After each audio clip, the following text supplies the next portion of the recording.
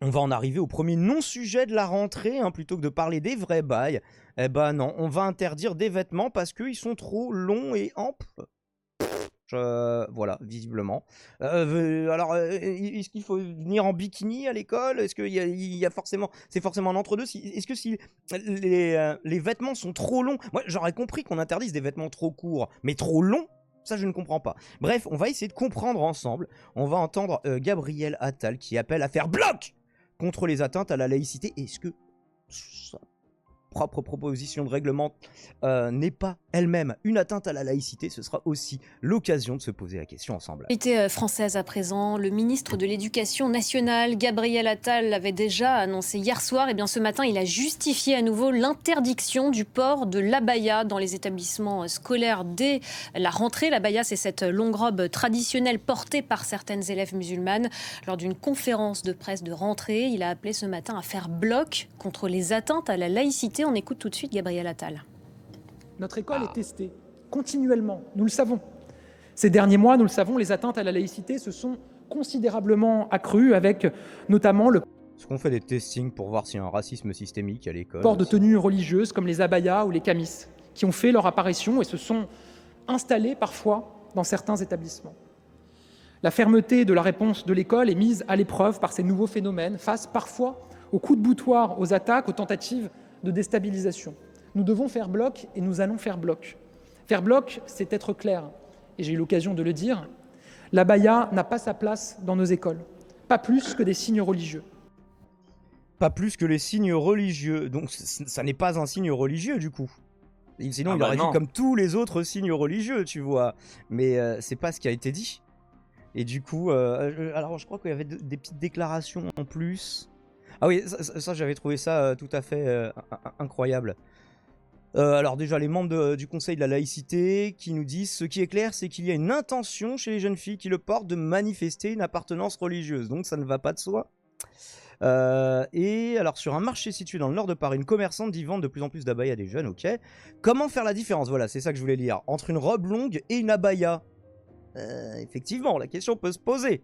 Bon, on a une proviseure, du coup, Carole Zerbib, qui vous donne voilà, sa définition de la différence. Quand l'élève la met tous les jours et refuse de l'ôter, on sait que c'est une tenue religieuse. Quoi? Donc le test c'est vas-y, enlève tes vêtements pour nous prouver, fous-toi à poil pour nous prouver que tu n'es pas musulmane. Mais surtout en plus c'est une méconnaissance totale, de l'islam et du Moyen-Orient. Et de considérer déjà il n'y a pas une centralité du culte musulman dans l'islam. Donc, je veux dire, les pratiques et les traditions, elles sont différentes en fonction des interprétations des textes religieux ou des déclarations des savants musulmans. Donc, il n'y a pas d'unité de la pratique. Et donc, il y a des gens qui vont considérer qu'un vêtement est religieux et d'autres non. Même le voile, effectivement, il y a des gens qui t'expliquent que c'est culturel, d'autres qui t'expliquent que c'est religieux. Donc, c'est une connerie d'expliquer que l'abaya est forcément un truc religieux. Et puis, en fait, qu'est-ce que ça renvoie? En fait, c'est pourquoi ça les fait flipper, c'est parce qu'en fait, c'est un marqueur d'arabité, en fait. C'est ça le vrai sujet. C'est que ça fait tache dans un décor lisse, fait de jeans et de t-shirts.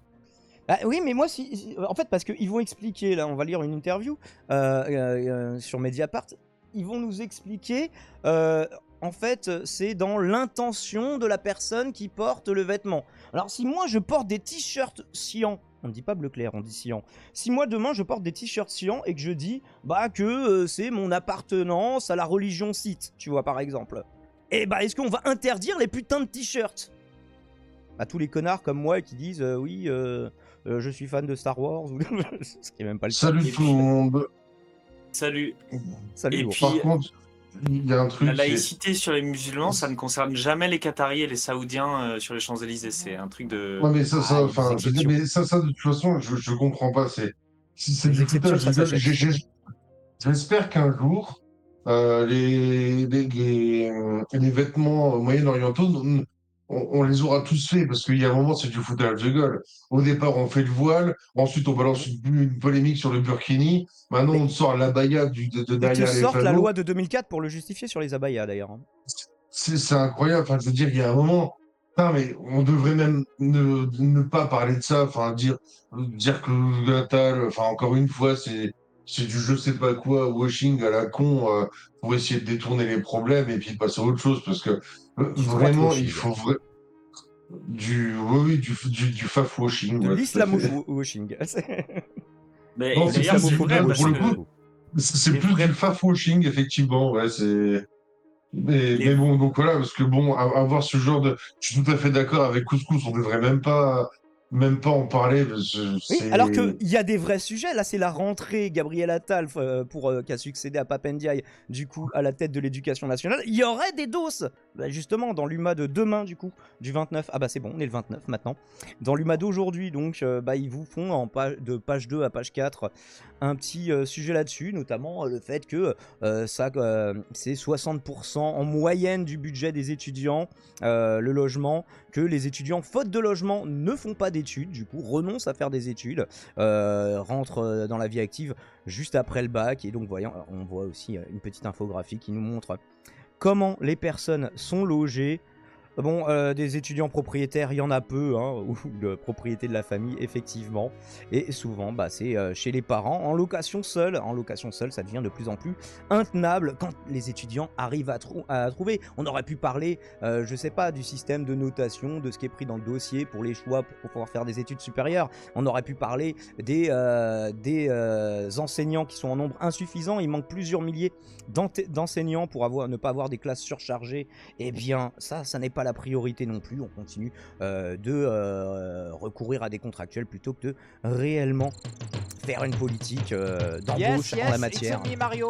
Et merci. C'est clair que rien que la Et merci beaucoup reproduction sociale. Alexandre57 qui a offert 5 abonnements à Asile Basson, le miroir de Solar, à Moura, à Glycine et à Cassandra. Daniel, à toi. Merci Mario. C'est vrai que rien que la reproduction sociale au niveau des études des universités, le fait que les riches soient plus favorisés, tout, rien que ça, c'est un vrai sujet. La baya, non mais sans déconner. Quoi. Mario. Et c'est vrai même que les budgets d'éducation nationale, c'est un vrai sujet. Quoi. La question, c'est la Des- longueur du tissu des étudiantes. Taille, j'ai une solution pour le problème de logement des étudiants. Je pense que François Ruffin va proposer qu'on les loge gratuitement dans des Dans des campings. caravanes. Oui, voilà, il l'a déjà dit. Oui. D'ailleurs, pour revenir un peu sur la polémique là des abayas, moi je pense que c'est pas juste Les une campings qui sont souvent diversion. aux abords des universités d'ailleurs. Toi, tu penses que c'est pas un Merde. contre-feu pour pas parler des vrais sujets? Bah il y a de ça, mais ça serait bête de voir que ça. Moi je pense aussi cette volonté de plus en plus contrôler et de rendre inefficace, de terrifier la population musulmane de ce pays, quoi. Parce que c'est-à-dire en gros principalement des gens de cité, des Noirs et des Arabes, parce que je pense qu'ils ont vu qu'avec les émeutes, qu'avec Merci, tout ça, Christine Max. et qu'avec à la en rédaction. plus Sans message. Merci beaucoup, Daniel. que c'est pas une population qui peuvent vraiment contrôler, qui peuvent même s'opposer politiquement à eux. Du coup, je pense qu'ils s'inquiètent de ça et ils veulent leur faire comprendre qu'ils n'ont pas leur place ici. Et je pense aussi eux-mêmes sont racistes. Hein, Pas faut leur place à oublier ça. l'école, mais l'école c'est pas censé être pour tout le monde. Bah non, pour eux, l'école, ça sert à conserver la place de leur enfant de bourgeois et à répéter le même système qui leur a permis Enfin, d'être c'est-à-dire- Mais dans leur ministre ou école de président. bourgeois, à la limite qu'ils le fassent dans leurs écoles privées, catholiques. Ah oui, je pense Ouais, qu'il y a mais ils un appliquent la biais. même logique ils appliquent la même logique qu'ils ont eu dans leurs écoles catholiques de bourgeois à toute l'éducation nationale. Hein. Je pense Mais non, les simplement qu'il y gars, a vous n'avez un pas compris. prisme. C'est plus simple que ça, en fait. Alors, C'est plus simple que Aurélien ça. et après Pardon. Aska. C'est plus simple que ça, les gars. C'est traditionnel, en fait, ce que fait le gouvernement. On l'a déjà fait pendant la colonisation de l'Algérie. On essayait de dévoiler les femmes musulmanes et on continue d'essayer de contraindre les femmes musulmanes à choisir des habits qui sont plus dans ce qu'on a envie de voir que ce qu'elles ont vraiment envie de porter. C'est une forme de racisme et deux, une forme de machisme, enfin d'absolutisme patriarcal sur le corps de la femme, quoi. C'est-à-dire, on décide comment vous devez vous habiller. C'est des machos racistes, tout simplement, de mon point de vue. Bah, même ce pas- qu'il y a, c'est que quand en fait par exemple, c'est ce qu'on va voir dans l'interview, quand ils ont interdit le voile, il y a des étudiantes qui ont mis des bandanas. Et alors là, on a dit, ah bah non, les bandanas, du coup, dans ces cas-là, c'est interdit quand c'est des musulmanes qui le portent. Oui, c'est difficile de pas y voir autre chose. C'est même pas que c'est des machos racistes, c'est juste que c'est un bon plan politique. Je veux dire, pourquoi discuter des vrais sujets alors que tu balances une polémique de merde comme ça et tu peux être sûr que, comme à chaque fois, ça le fait à chaque fois, tu vas avoir tous les fafs énervés qui vont dire ah, mais oui, la tradition, la culture, et puis les gens ils vont commencer à se friter entre eux pour des trucs qui vraiment n'ont. C'est tellement anecdotique. Enfin, je veux dire, de tous les musulmanes qui sont en France, putain, mais je dirais même pas, je suis sûr, c'est même pas 1% qui porte là. C'est n'importe quoi. C'est juste pour créer de la polémique à la con. Alors que effectivement, tous les sujets qu'on évoquait tout à l'heure méritent vraiment d'être posés au niveau de l'éducation et tout. Enfin voilà. Et puis là, ça devient quand même n'importe quoi. Et si tu veux porter des vêtements amples, t'as le droit si tu n'es pas religieux. Par contre, t'appelles Dupont. Voilà. Et par contre, si tu t'appelles pas Dupont et que t'es musulmane, et bah là, ça devient un vêtement interdit. Mais en fait, qu'est-ce qui est interdit? Alors, on nous parle de l'intention. Alors, est-ce que c'est l'intention du porteur? Est-ce que c'est la reconnaissance par les religieux du fait que ce vêtement est spécifiquement religieux? Alors les crevettes du mariage qui nous dit « Je trouve intéressant cette radio libre où tout le monde va dans le même sens et suit la même idéologie. » Bah non, justement. Toi, tu dis souvent des dingueries d'extrême droite dans le chat et pourtant t'es là, on t'a pas encore banni. Qu'est-ce que tu voudrais? On va essayer de faire plaisir aux crevettes du mariage. Je vais lui sortir un discours d'extrême droite. Oui, voilà, le nombre de profs, on s'en fout. Les conditions dans lesquelles les élèves étudient, on s'en fout. Le principal problème, c'est quand même, voilà, cette islamisation, cet islamo-gauchisme dans les universités et dans les lycées. Le problème, c'est voilà, on essaye de nous forcer à devenir musulmans avec ces vêtements. Parce que le fait de les voir et de les considérer comme musulmans, moi ça me donne envie de devenir musulman. Et ça, je dis non.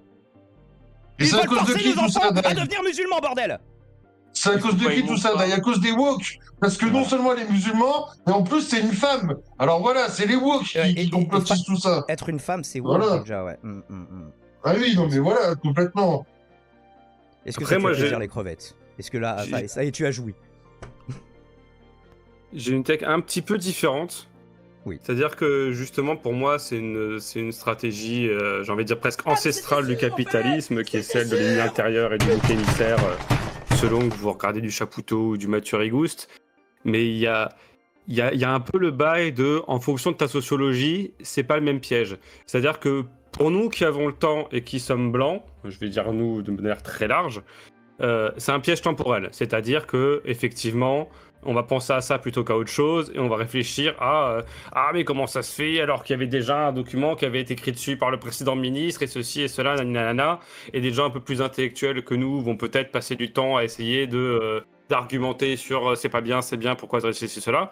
Et factuellement, sur le terrain, à chaque fois que tu as une propagande raciste comme ça qui débarque, en fait, d'ailleurs j'étais sur le stream de Camélia tout à l'heure, c'est factuellement, réellement des racistes qui se lâchent sur des personnes racisées, que ce soit verbalement ou que ce soit physiquement dans la rue. Donc en fait, on passe d'une phrase claquée par un enculé au sommet de l'État à en fait des gens qui souffrent psychologiquement ou carrément littéralement dans leur chair.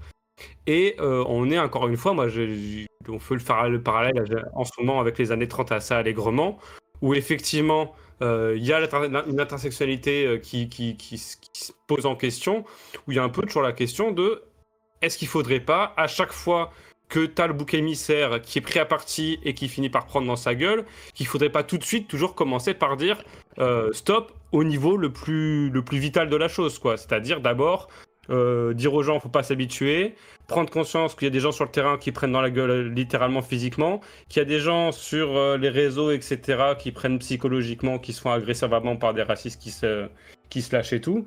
Et après, une fois qu'on a dit ça, là effectivement ne pas se faire avoir par le piège temporel qui viendrait à dire, tu sais, à essayer de débunker la théorie de merde que le mec nous a lâché avec toute la théorie de la symétrie de Brandolini, tu sais, le bail de le mec a lâché une dinguerie et nous du coup on passe 30 ans à couper les cheveux en quatre dessus, tu vois. Donc rappeler les termes, dire les bases, rappeler qu'il y a des gens qui sont en train d'en souffrir pour de vrai, apporter notre soutien, si on a les moyens, aller le faire sur le terrain. Et après, effectivement, ne pas se faire avoir et parler des vrais sujets qui sont sans doute volontairement esquivés grâce à ça, quoi. Et puis moi, et ça ne plaît pas qu'on le fasse remarquer aux crevettes, et bah c'est tant pis pour lui. Mais si t'as des trucs intelligents à venir nous dire, les crevettes, tu peux venir en vocal. En fait, c'est ça le concept de Radio Libre. Si elle n'est pas libre, c'est à cause de toi. Mais ce que j'allais dire, c'est que Et même si t'as pas de trucs intelligents à dire, on est habitué aussi. T'inquiète pas. c'est peut-être un peu un mélange de tout ça. Il y a peut-être une vision universaliste qui ne l'est pas, justement, qui se prétend l'être et qui ne l'est pas. Il y a peut-être la volonté d'une stratégie médiatique de contre-feu. C'est ça qui est dingue, c'est qu'aujourd'hui on invoque et- l'universalisme et la laïcité pour dire des dingueries racistes. Alors que normalement c'est pas ça, à la base c'est l'inverse, Oui, c'est l'universalisme un et la droit laïcité. politique. Mais, et il y a autre chose, c'est que moi je pense qu'il y a aussi une réalité politique de fond qui est que le capitalisme en crise se fascise en fait. Le bloc néolibéral macroniste il est en train de s'effriter. Et en fait, pour ralentir cet effritement, il se il se cherche darmanise. des passes. Oui, complètement. Et moi, je pense qu'il y a de ça là-dedans aussi. Ah bah, clairement, je suis d'accord. Quand je dis ça, pour moi, c'est un rappel aux années 30. Ils sont en train de servir de la stratégie du bouc émissaire et de l'ennemi intérieur à plein pour justifier un tourisme et un fascisme. C'est clairement ça, quoi. Parce que derrière, du coup, vu que tu as des conflits réellement sur le terrain entre des racistes et des racisés, parce que les racistes sont en train de faire la chasse, littéralement, parce qu'ils se sentent plus pétés grâce à cette doctrine qui est balancée, et bah, du coup, tu as des scènes qui sont là, reprises par les médias mainstream de merde, là. Et derrière, du coup, tu peux te permettre de mettre plus de flics, plus énervés sur le terrain, parce que du coup, tu peux avoir des vidéos de personnes de couleur en train de taper sur des blancs et des blancs en train de taper sur des personnes de couleur. Et du coup, tu peux justifier une répression de plus en plus grande, etc., etc., etc., quoi. C'est un engrenage qui est alimenté à la base juste en lâchant des dingueries, quoi. Et d'ailleurs, Là, nous avons Amandine au standard. ça, Eh Roussel, bah, pour moi, faisons la c'est un montée. ennemi, quoi. Parce qu'il participe de ça. alors Attendez, qu'il est on a quand même Fabien Roussel. Voilà, on va l'écouter. Fabien Roussel, qui à une époque, les gens pensaient qu'il était de gauche. Eh bien, écoutons du coup cette déclaration au micro de Sud Radio et de Jean-Jacques Bourdin. Le ministre de l'Éducation nationale, Gabriel Attal, a annoncé hier soir, c'était sur TF1 à 20h, l'interdiction pour les jeunes filles de porter une abaya à l'école, évidemment au collège-lycée, pour l'abaya. Approuvez-vous? Bon, d'abord, sur cette décision, je l'approuve plutôt parce que les chefs d'établissement avaient besoin de consignes claires, même si ça concerne 150... Donc, quel que soit en fait le sens dans lequel se fait la clarté de ces consignes, ça te va, Fabien Roussel, du coup? établissements sur les 60 000 que nous avons dans notre pays. Et depuis 2004, les signes religieux sont interdits dans les écoles. C'est une bonne chose. C'est pas un signe religieux en soi. Et s'il y avait besoin de consignes claires, elles sont données. Donc vous approuvez. Je cite Gabriel Attal. La confession d'un élève ne doit pas pouvoir être devinée. Vous êtes d'accord? Mais bien sûr, quelle qu'elle soit. Que ce soit la confession juive, chrétienne, musulmane. Là, concrètement, ça va être le cas, du coup, en fait. C'est-à-dire que s'ils l'interdisent vraiment, en fait, une robe ample, des fois, ce serait une robe ample, mais il faudra deviner le fait que ou alors savoir que la personne est musulmane pour lui interdire l'accès avec cette robe. Donc, ou tout autre, ces débats ont eu lieu. Il faut s'y tenir à cette loi de 2004. N'ayez pas l'air d'être arabe. La préciser, comme c'est le cas aujourd'hui avec les abayas, mais pour cette rentrée 2023, justement, il y avait peut-être ça à faire, il y a ça à faire, c'est fait. Vous approuvez donc? J'approuve. Pourquoi Bourdin, il était en vitesse normale et Roussel, t'avais l'impression il était en 2 images par seconde? Il y avait des petites choses étonnantes. Eh bien, faisons monter Amandine, si j'y arrive avec ma souris, dont le clic gauche est un peu défectueux, ce qui est embêtant pour une souris. Salut Amandine, tu es à l'antenne. N'hésite pas à couper le retour de ton live. Et ton micro est déjà des mutes. Comment ça va ce soir? Eh bien, c'est parfait. Eh ben, ça, je me suis pas très bien réveillée, mais j'ai suivi beaucoup de streams cet après-midi et ça va mieux. Ah oui, qu'est-ce que tu as vu qui t'a fait plaisir? Est-ce que tu as vu le react par Kali de Mehdi Nozamfis Ah non, j'ai loupé ça, c'était à quelle heure? Je crois qu'il l'a fait. Moi, j'avais l'intention de le faire et j'ai regardé le live, le titre du live de Kali, je me suis dit, oh, il a dû le faire du coup, vu que c'est dans le titre du live. Oui, il l'a fait. Donc, Ah voilà. merde, c'était Mais à en tout quelle cas, heure? J'ai loupé ça. c'était très intéressant la discussion avec Mathilde Panot. Ah Bien d'accord, ça plus devait que être les matin. extraits qu'on a vus chez ELV. Enfin bref, c'est pas le sujet. Non, moi, ce que je voulais dire là-dessus, c'est que, enfin, c'était un move politique, quoi. Macron, maintenant, il a décidé d'être plus facho que facho pour pas que les gens ils votent Marine Le Pen, pour être plus facho qu'eux, enfin voilà, pour C'est la essayer stratégie de. danoise en fait. C'est pour lutter Ouais, contre l'extrême droite, exactement. devenons d'extrême droite. Et en fait, à l'international, on passe pour des timbrés, quoi. Enfin, je veux dire, toutes les grandes presses internationales, à l'heure qu'il est, c'est en France, c'est parti, on y est. Enfin voilà, là, l'abaya, ça va être encore plus déjà, quoi. On était déjà là risés avec nos. Ah, on aime interdire des nos vêtements entre camarades. le burkini Oui, et l'abaya. déjà Toujours les mêmes que qui sont visés sur le d'ailleurs. foot. Sur le foot, là, mais vraiment, hein, c'était vraiment genre la honte que dans les stades, enfin dans les équipes de foot, on puisse pas mettre le voile, quoi. Et ben là, avec la Baïa, mais enfin, c'est juste, enfin voilà quoi. Enfin, on est la risée de la planète et voilà quoi. La risée du monde musulman surtout. Oui. Et ouais, bah écoute, hein, Voilà, c'est dramatique. Mais bon, Pas seulement musulmans, pas seulement les gens à se musulmans. battre. Même en Angleterre, dans le reste de l'Europe, j'ai eu pas mal de trucs passer en mode mais c'est quoi, c'est français quoi. On est l'Angleterre, vraiment. je pense que même les conservateurs en Angleterre, je pense qu'ils ont du mal à comprendre vraiment ça parce que. Ouais. Après, ça n'a jamais été. Après, t'as eu des. Ça n'a jamais été ces bails-là en Angleterre, tu vois, mais. Oui, après, si en vrai en Angleterre, t'as eu des polémiques sur des tribunaux islamiques. En vrai, ils ont eu des polémiques bien racistes aussi, mais sur l'islam, ils sont quand même moins vénères que le reste. Ouais, mais je pense qu'on est un des phares de l'humanité en termes d'islamophobie, hein, la France. Ça c'est clair. Oh, il y a les Chinois qui sont toujours. Bah d'ailleurs, c'est vrai. Enfin, c'est vrai que oui, les Ouïghours. Renaud Camus est cité par tous les plus gros racistes du monde. Hein. C'est pas pour rien. Hein. Il fait briller la France raciste dans le monde. Ah ouais, putain. Ou la France dans le monde raciste, je ne sais pas. Ant qui nous dit, je pense que c'est aussi couper l'herbe sous le pied à Darmanin. Bah, il faudrait pour ça que la Macronie ait envie d'envoyer quelqu'un d'autre face à lui en 2027. À mon avis, c'est pas l'envie qui leur en manque, mais qui donc, non, mais je pense qu'ils sont tous d'accord. Je pense qu'il y a personne dans la Macronie actuelle. Et je pense que ceux qui contestent ça se sont déjà barrés, donc je pense qu'ils sont à peu près tous d'accord sur ce truc, malheureusement. Il y a Édouard Philippe qui attend Soum Soum, mais qui sera à la fête de l'UMA d'ailleurs pour discuter avec Fabien Roussel. Ah, oh oui. Putain. Mais il n'était pas au Havre à ELV pour parler avec Medine, mais par contre parler avec Roussel, ça, visiblement, ça lui va. Il n'est pas censé avoir Medine à la fête de l'UMA peut-être en tant que concert, mais peut-être pas en tant qu'intervenant. Il y a encore des. C'est où? C'est à Bretigny-sur-Orge, c'est ça? Je l'ai peut-être ouais, c'est ça, dans le fin fond. Je voulais en profiter pour lire du coup l'interview, donc revenir un petit peu sur le sujet de l'abaya. On a un peu digressé, mais j'ai pensé à la capsule du futur. Coucou spectateurs du futur. Donc c'est Julie Arroyo qui est maîtresse de conférence en droit public à l'université de Grenoble-Alpes, qui a fait un texte critique sur l'interdiction des signes religieux dans la revue Les droits et libertés fondamentaux, pour la présenter. Première question que lui pose Mediapart. Juridiquement, pour vous, l'interdiction de l'abaya est-elle possible dans le cadre de la loi de 2004, donc on rappelait tout à l'heure, sur le voile? Oui, cela semble possible dans le cadre de la loi de 2004, mais contestable.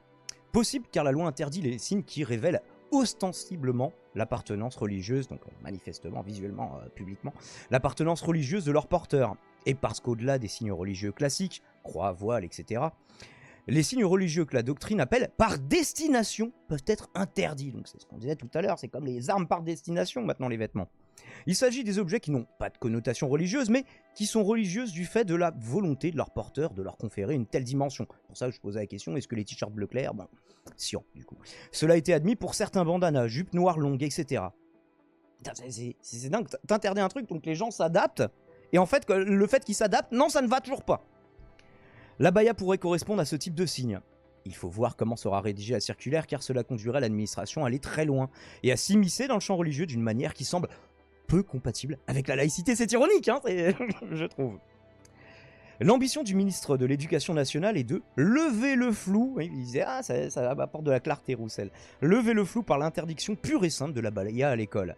Mais est-ce si simple sur le plan juridique? La question de l'identification des signes religieux dans un État laïque est problématique car un État ne doit pas en principe dire ce qui est religieux et ce qui ne l'est pas. Dans l'idéal, il faut se référer à l'intention du porteur du signe. Si celui-ci considère son objet comme religieux, alors il devrait être qualifié comme tel et la musique s'énerve beaucoup d'un coup, je ne sais pas pourquoi. On va la baisser un peu.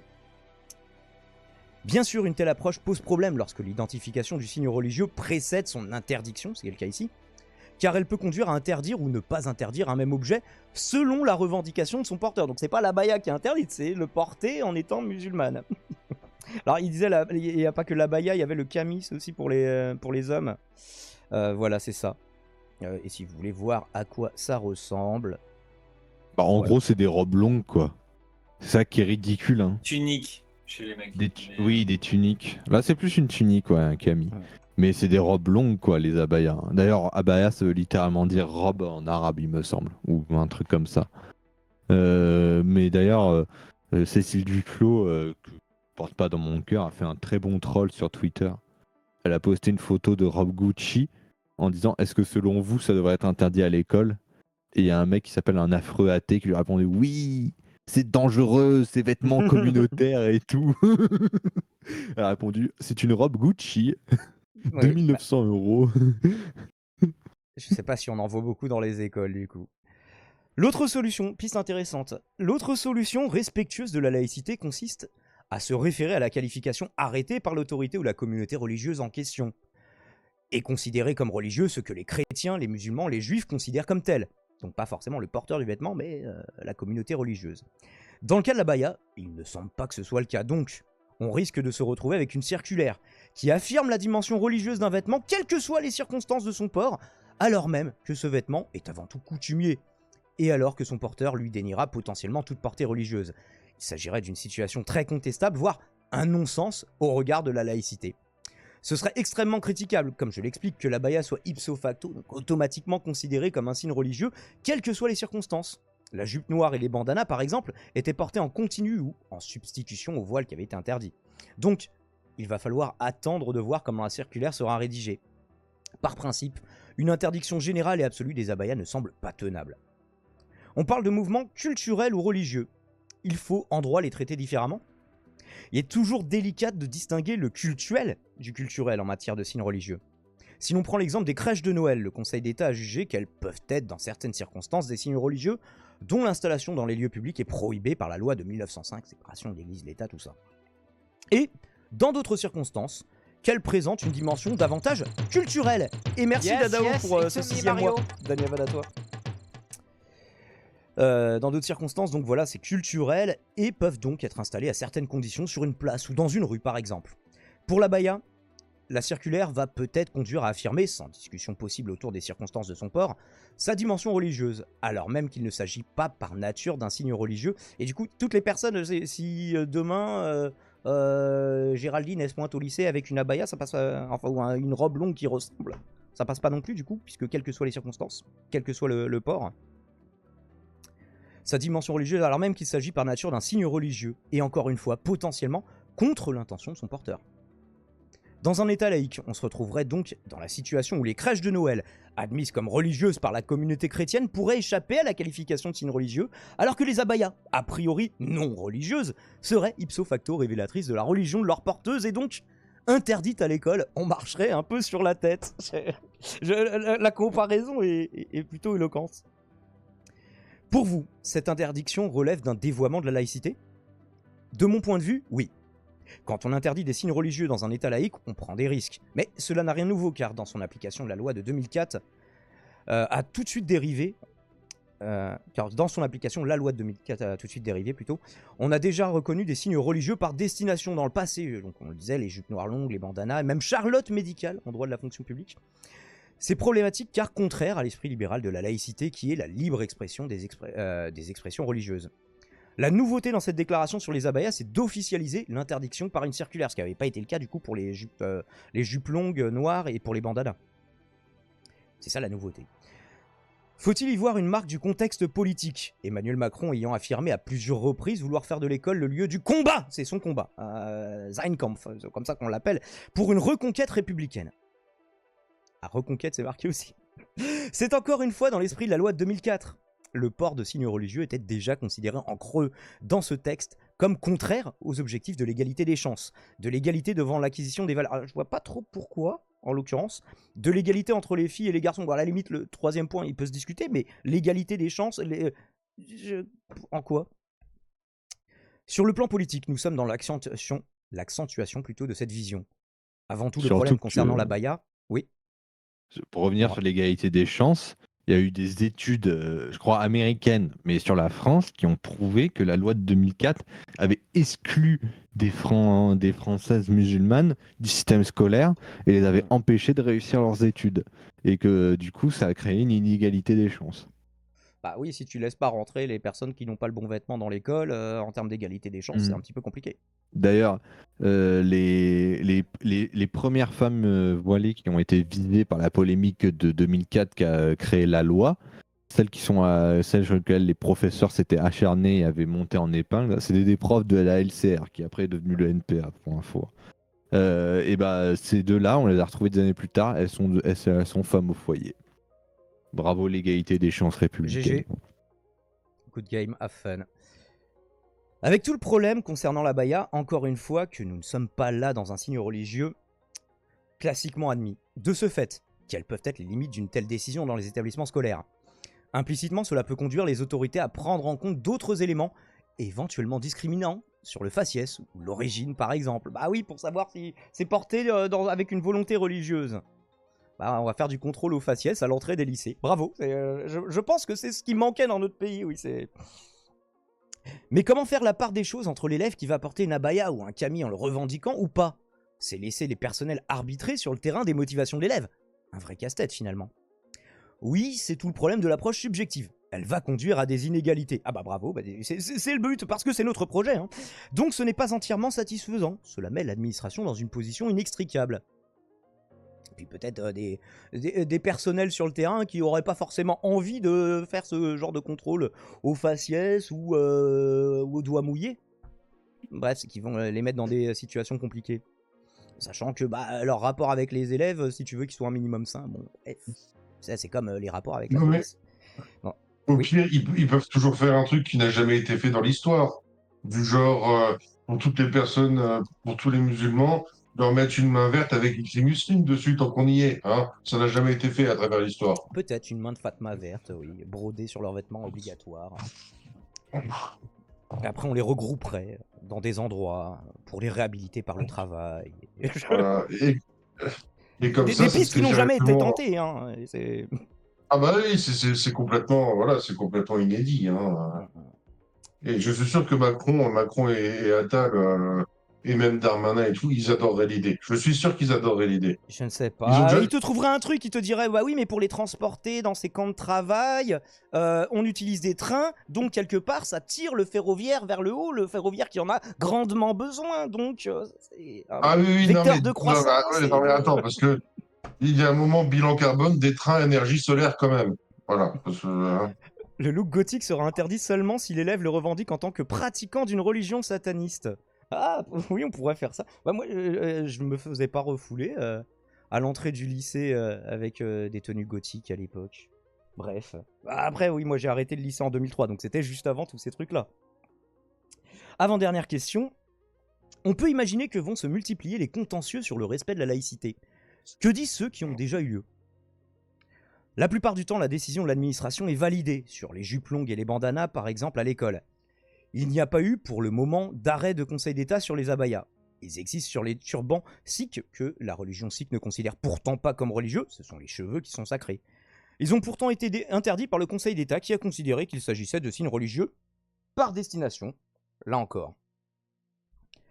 Le pouvoir politique insiste sur la nécessité d'une règle claire pour le personnel sur le terrain. Bah oui, c'est vachement clair. C'est oui, les robes amples, des fois c'est interdit, mais ça dépend d'eux et débrouillez-vous. D'une grande clarté. En tant que juriste, comprenez-vous cet argument? La loi de 2004 a aussi été faite pour libérer l'administration de ce poids de savoir que faire du voile. Mais Encore faut-il identifier les signes religieux une fois qu'ils sont interdits. Je comprends les difficultés de l'administration scolaire, elle subit elle aussi les effets de cette loi. Demander à un agent public d'identifier un signe religieux, c'est le mettre dans une situation problématique. Il doit sortir de sa neutralité pour dire que telle jupe, tel pantalon relève de l'appartenance religieuse de l'élève qui le porte, alors même que celui-ci peut lui dénier cette portée, et que la communauté religieuse et les autorités religieuses ne considèrent pas cette tenue comme religieuse. Donc, c'est juste le personnel de l'établissement scolaire du coup. L'agent risque également de prendre en compte d'autres éléments pour forger son appréciation comme la couleur de peau de l'élève. Au-delà de la négation de la laïcité, le risque est donc aussi celui de la discrimination. Encore quelque chose dont on manque beaucoup, cruellement, à l'école, la discrimination. Merci Betaori pour ton 10e mois, Danyavad. Des propos qui sont rapportés du coup par Mathilde Gohanek, du coup, pour le Mediapart d'aujourd'hui. Est-ce que quelqu'un avait un mini débrief sur la question avant qu'on passe à autre chose? Moi, je pense que ça serait pas mal. Alors, admettons, je veux bien être pour ce genre de truc, mais alors, toutes les Marie-Cécile, on leur demande de retirer leur croix autour du cou. Techniquement, c'est déjà le cas. Et puis, encore un autre truc, parce qu'on n'y pense pas suffisamment, mais le capitalisme est une religion. Alors, je propose l'abolition de toutes les marques. C'est ostentatoire. Tout à l'heure, ça, ouais, le ruissellement, c'est une théorie du complot, et on fait toutes nos politiques en fonction de ce truc-là qu'on n'a jamais prouvé, donc c'est une religion d'État, c'est une religion économique. Du coup, tous les symptômes, tous les symboles relevant du capitalisme, poubelle. Toutes les marques. Donc, c'est-à-dire que les profs qui rentrent dans les lycées avec leur voiture, paf, et par exemple, on pète le cible à Mercedes. C'est une marque et tout. Donc, voilà. Je veux bien mais bon, on l'applique pour tout, alors. Et on a... D'ailleurs, ça pourrait être un sujet, ça. L'uniforme à l'école. Oui, mais c'est ça. En fait, à force d'interdire des vêtements, à la limite, autorisez-en un seul et revenons aux années 50, puisque voilà, il semblerait que l'avenir soit un long passé. Et voilà, c'est. Alors, le bleu de travail avec un petit. Pour l'uniforme à l'école, j'avoue quand même que. J'ai entendu les arguments qui disent oui, c'est plus égalitaire pour les gens qui n'ont pas d'argent, ceux qui en ont beaucoup, ça gomme les différences. Je sais pas, j'ai pas suffisamment posé la question, je me suis pas suffisamment posé la question, mais j'aurais pas un avis arrêté là-dessus. Je pense que faudrait voir. C'est une connerie. Forcer les gens à s'habiller d'une certaine façon. Encore quand c'est des règles tacites de oui, dans tel milieu, c'est mieux de. Bon. Moi, si c'est pas du Jean-Paul Gaultier, je veux pas d'uniforme. Vous allez tous me couper, bordel de merde. Tout le monde coupe tout le monde depuis tout à l'heure. Deux, là, s'il vous plaît. Pardon, Aurélien. De toute façon, Merci, Aurélien. C'est simple à comprendre que l'uniforme à l'école, c'est une connerie, en fait, parce que simplement, les personnes qui sont un peu plus riches, les styles de bourgeois, ils peuvent très bien aller chez un tailleur professionnel qui va leur tailler un uniforme dans ce que demande l'école avec des tissus bien plus nobles. Tu penses que ça se fait, ça riches. Vraiment? Oui. Ou c'est pas fourni par l'école ou par la puissance publique? Quand j'ai fait l'école hôtelière, on avait tous nos uniformes pour de serveur ou de cuisinier. C'était, il y avait le mec qui venait à l'école, il prenait nos mesures. Et c'était directement à l'école, on avait tous le même. On n'avait pas. Mais c'est pas pareil, oui, mais ça. Ouais, je suis d'accord avec Aurel, c'est pas pareil. Regarde, en cuisine, par exemple, l'ours. Damon, arrête de me couper, je t'en supplie. Non, mais on peut intervenir parce que des fois, c'est longitudinal. Juste pour te dire, en cuisine, tu peux avoir des tenues de différentes couleurs. Tu vois, par exemple. Donc, c'est pas un uniforme en soi. Voilà, je te rends la parole. Aurel, il faut que tu acceptes des micro-coupures. Je t'ai coupé 10 secondes. Vas-y, refais. Non, mais laisse les gens discuter un peu au lieu de couper toutes les 30 secondes. Bon, bref, c'est pas grave. Ce que je disais, oui, mais l'ours, tu sais très bien, par exemple, moi, quand j'ai été au CFA, on avait tous des uniformes, mais par contre, il y en avait qui étaient plus riches que d'autres. Du style, moi, j'ai eu un peu plus de moyens que d'autres. Et du coup, j'avais tout le temps en pratique boulangère, j'avais tout le temps des vêtements de travail qui étaient quasiment propres, alors que je voyais d'autres personnes qui étaient un peu moins riches. Du coup, eux, ils arrivaient, des fois, ils avaient même le pantalon de travail qu'ils avaient utilisé au boulot, qu'ils n'avaient pas eu le temps de nettoyer parce que leur mère était en train de bosser et que du coup, elle n'avait pas eu le temps de nettoyer et tout. Donc, en fait, il faut savoir que l'uniforme, c'est pas souvent, c'est pas une bonne solution parce que, par exemple, comme j'allais le dire avant que tout le monde me coupe, du style Damon. Du coup, je coupe la rediff.